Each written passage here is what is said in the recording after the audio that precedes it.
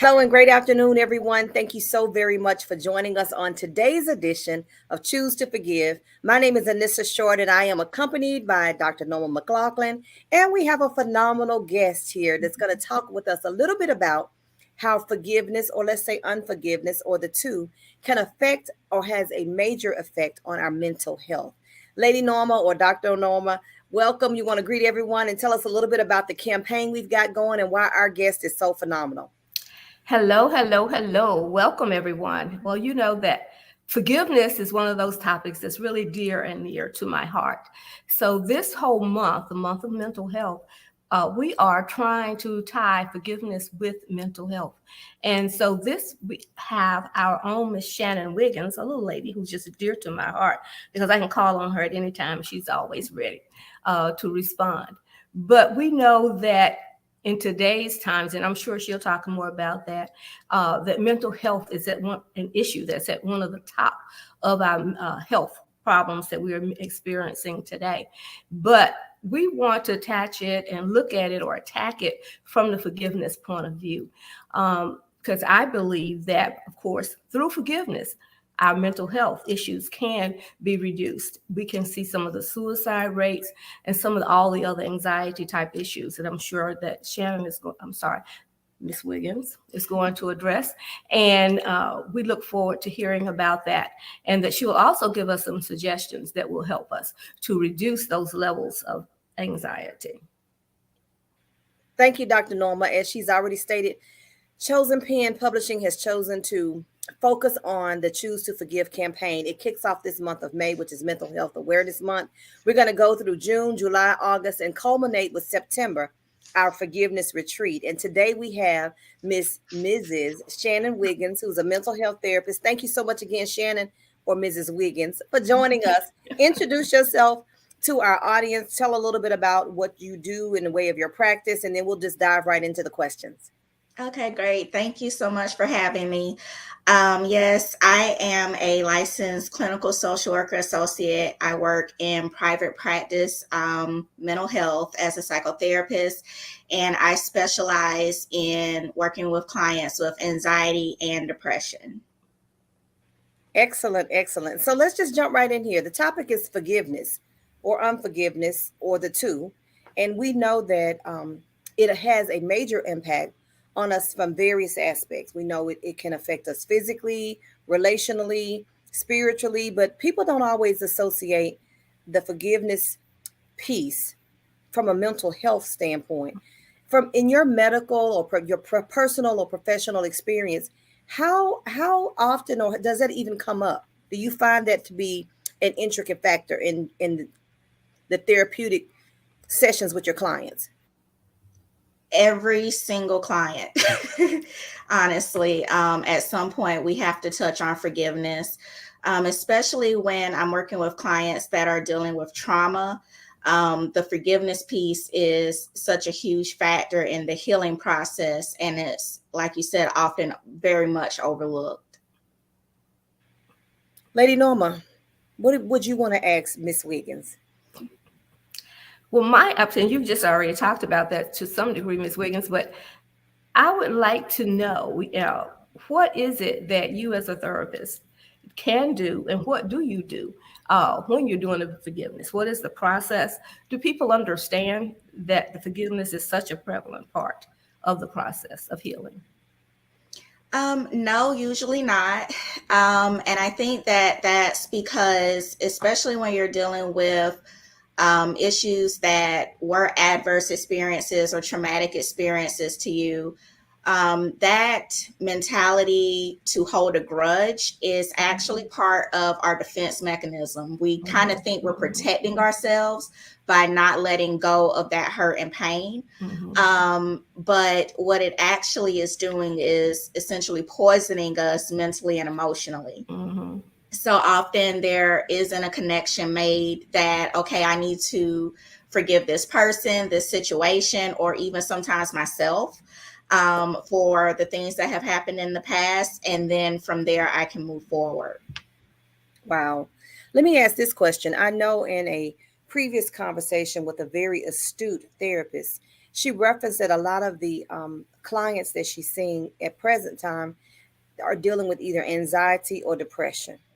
And she explained to me that typically depression deals with them having to deal with things in the past or unresolved issues of the past. Anxiety has everything to do with how they look towards their future. When it comes to your clients that are dealing with depression, whether it be a mild case of depression or a severe case of depression, is it safe to say that forgiveness is always an underlying factor with that? I wanted to be I know you said in mental health in general, but I want to be very specific in asking it specifically with the diagnosis of depression.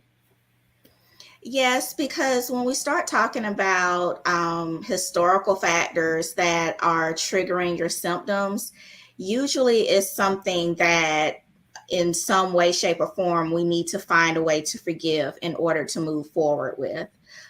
So, like I said, I specialize in anxiety and depression, and forgiveness is usually a very integral factor in the forefront of all the work that we have to do. How do you as a therapist advise them through that? It's a process. I know forgiveness is a process. It doesn't just, it's not like a light switch where it comes, you can make a conscious decision to forgive, but then there are steps that people need to take. Do you have any type of systematic regimen or routine that you advise your clients to go, or do you redirect them to someone else that can help them with that aspect of their situation? I personally always use Enright's forgiveness process, and it happens in 4 phases. So, the first phase of forgiveness with this process is really just uncovering your negative emotions about the event.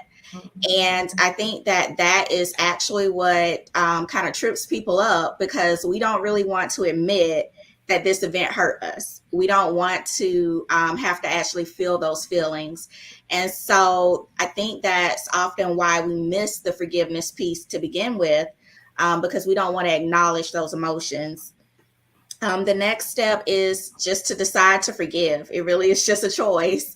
And that's actually its own phase. You just have to decide to forgive. The third step is actually to work toward understanding your offender. And that's where it gets a little bit tricky working with clients, because it's very difficult to try to find understanding for the person that hurt you. But that is the third phase, and it's a very important piece of the puzzle, because the final phase is to actually discover empathy for that person. And I don't know that we can find empathy if we don't understand where they were coming from. So that's kind of the process.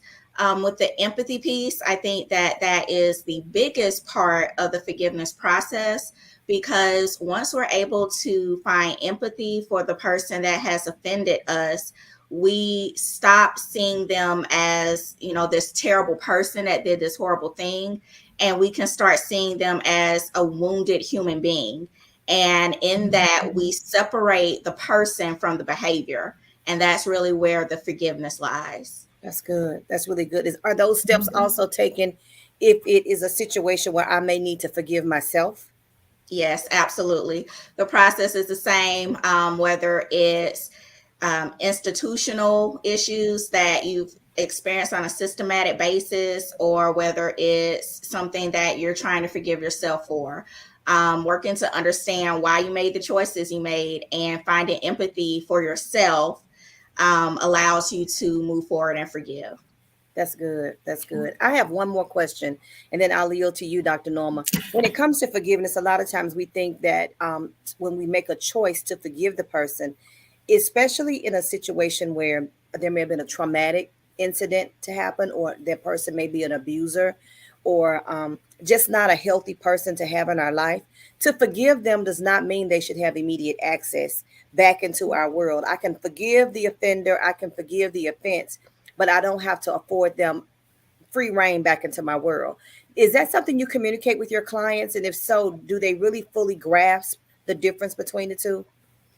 Yes, absolutely. That's something that I discuss with clients often, especially when a client was maybe raised in a manner that forgiveness has been conflated with kind of just letting that person be and just accepting their behavior.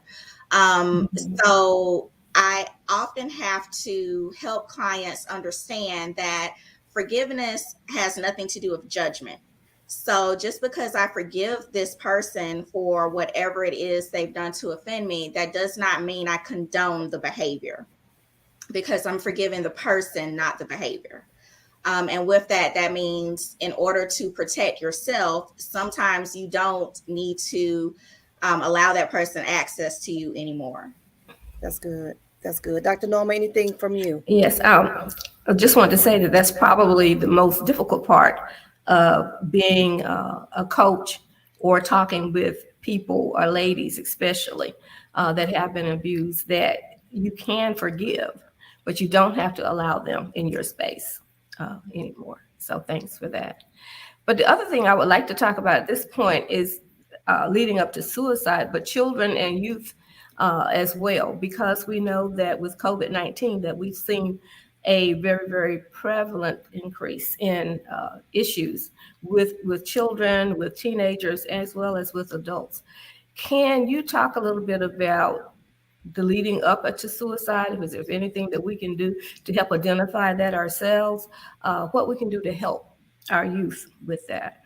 Mm-hmm. Yes, and I believe that a recent statistic I read states that suicide has actually become, I think, the second leading cause of death for children ages 8 to 18, I believe. But I think that the biggest part of preventing suicide is actually getting that information out. Teaching our children what forgiveness is about, teaching our children what self-care is about, and then also modeling the appropriate behavior. Often when kids have really big emotions, we as adults tend to shut that down. We say, no, you're not going to throw a temper tantrum with me. You need to calm down. You need to go be quiet. We don't really give kids the opportunity to express their emotions. And often that is kind of an underlying factor, is that we don't know how to access our emotions properly.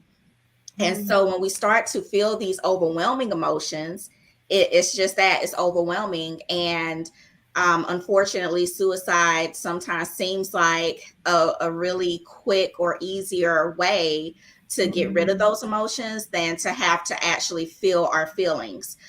We often aren't taught to feel our feelings. That's good. Okay, because I know that's one of the things about forgiveness as well, because we as adults don't model forgiveness. We don't allow our children, our students, or whatever to see us actually going through the forgiveness process with others. They get to see the anger and all the other attributes that go along with unforgiveness. Unfortunately, they do not see. So I think you're quite correct in that we need to start doing that. And do you have any suggestions as a community? What can we do to help at this point? I think that just, again, modeling the appropriate behavior. What I see a lot, I work with primarily adults right now, but most of what we're working on is stuff that happened in childhood. And it's often interesting making the connections of, oh, well, this was what was modeled for you. You saw anger, and now this is how you respond to those emotions as an adult. So if we as a community can find ways to actually model the appropriate behavior, allowing our kids to experience their emotions and working with them to tap into those emotions. I know that we often overall see emotions or being emotional as a negative or a weakness. And I think that there was a point in time where that was how we survived, but we're not there anymore. We don't have to stay there. And being able to fully experience and acknowledge your emotions and acknowledge when someone has hurt you, and kind of modeling that as strength versus keeping things bottled up, is probably one of the best ways to kind of turn the tides in that Okay. sense. I agree. I agree. Okay. Well, Miss Wiggins, as we close out, well, first let me just say this. I appreciate you giving us the nuggets that you've given us because you've given us a lot to think about. I just want to share with you the one thing that I definitely got that in all that you've said is when you made reference to the 4-step process of forgiveness. I really believe that if more of us understood what that process looks like, maybe even followed that process or went through the process ourselves, especially those of us who are in positions of influence as adults. If we are parents with children, if we understand the process and we know what it takes to get through the process, then we can communicate that with our children. We can model. It's one thing to model it, but it's another thing for the children to understand. Truly, this is what happens. And I know sometimes in our communities, we as adults can be offended, and the children will see the emotion behind it, but they truly don't understand the gist of what's happening and how me as mom or me as dad have to, or grandparent or uncle or guardian have to, go through the necessary progressive steps to get past it and then explain to our children, yes, this is what's happened. You may not know the full scope of things, but this is what's happened. I've chosen to forgive them. That's what I do. I choose to forgive. But in saying that, I also have made a conscious decision to say that this won't happen again. I'm going to do everything in my power to prevent this from happening again because they no longer have access to us. So children then can understand that this was my friend. They offended me. They hurt my feelings. I have forgiven them. But because they're not healthy friends, I can also choose to keep them from being in my space again. So thank you for the steps, but thank you for also the advice on the necessity of modeling what that looks like. Lady Norma, I yield to you. Thank you, Anissa. And also thank you, Shannon. As I said, this is a topic that's near and dear to my heart. And hopefully we've been doing this for 3 months. We'll be in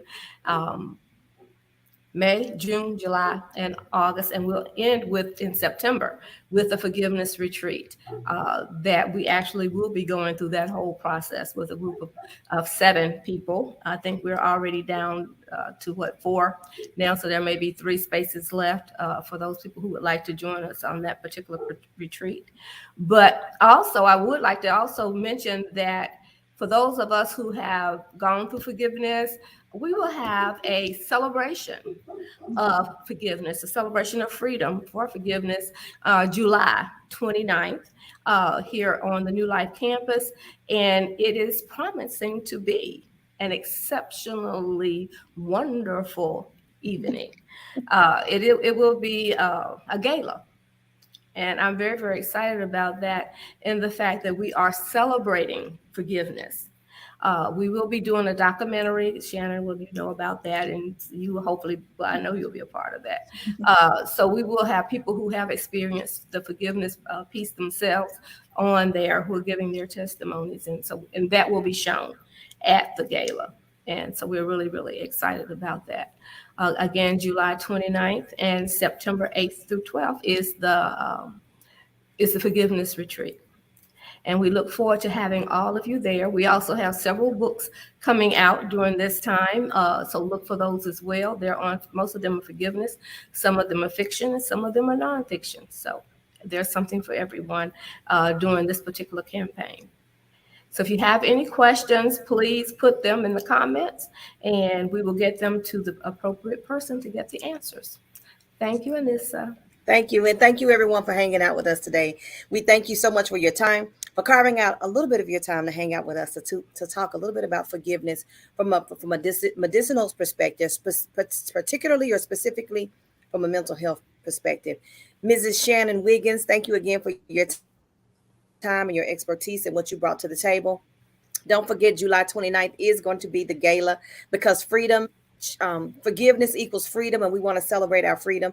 Be sure to be on the lookout for that. And if you are interested in the retreat, as Lady Norma has already stated, be sure to contact us at Chosen Pen to reserve your spot. There are only a few spaces available. Hopefully by now they hadn't sold. We want to sell out. That's exactly what we want to sell out. So at the time in which you hear this message, if you're interested in more information, feel free to reach out to us. Thank you again so much for being with us.